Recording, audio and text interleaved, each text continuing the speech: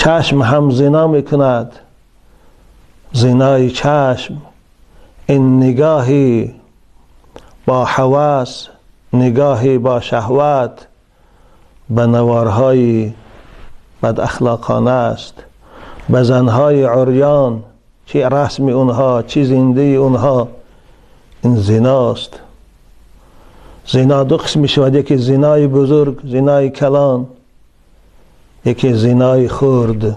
زنای خرد این نگاه کردنی به هوس با زنهای بیگانه، نگاه کردنی با شهوت با فیلمهای بد اخلاقانه، اینم زناست.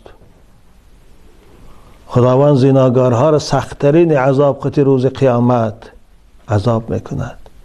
رسول اکرم در حدیث قدسی حضرت عبدالله ابن مسعود روایت میکنند از پروردگار خود فرموده بودند: النظرة سهم مسموم من سهام ابلیس فمن ترکها من مخافته ابدلته ایمانا یجد حلاوته فی قلبه.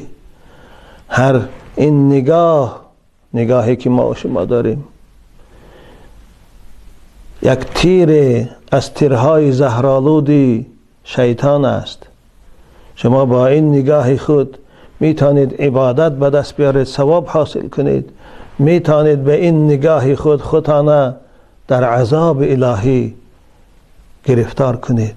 اگر شما با این چشم خود برای خاطر زندگیتان کار کنید، به این چشم خود مصنوعات خدا را نگاه کنید و پی به صانعش برید، به این چشم خود قرآن تلاوت کنید، به این چشم خود نوارهای اسلامی دعوت تماشا کنید، عجایبات صنعت خدا را تماشا کنید، این نگاه شما را سعادت ابدی میرساند.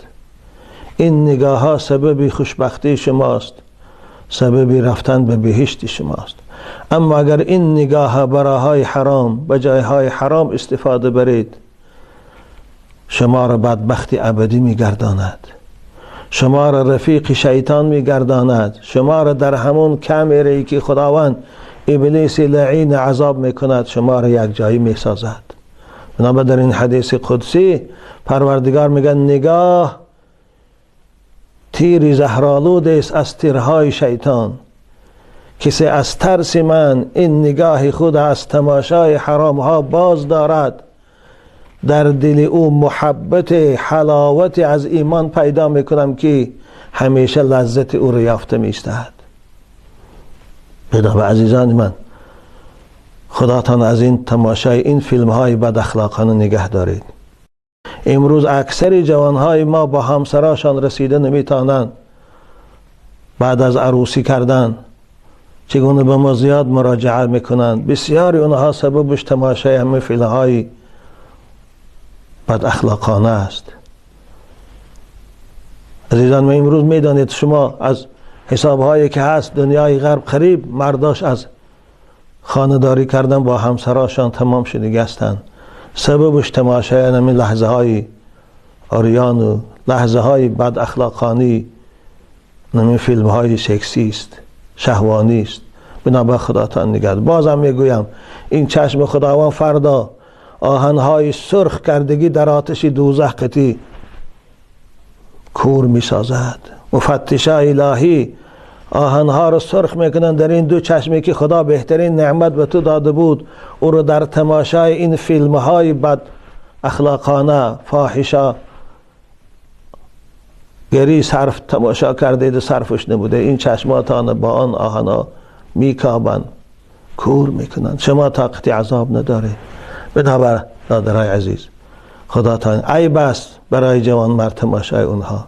خوب شاید تا امروز ندانسته که تماشا کردید، تا امروز نفهمیده این نوارها را در خانه نگه داشتید. اکنون اونها را از خانهاتان برای پرتید، از تلفناتان کور کنید.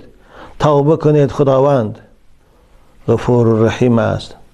تا کنون کردی گناه دیگر مکن، تا کنون کردی گناه دیگر مکن، تیره کردی آب افزون تر مکن.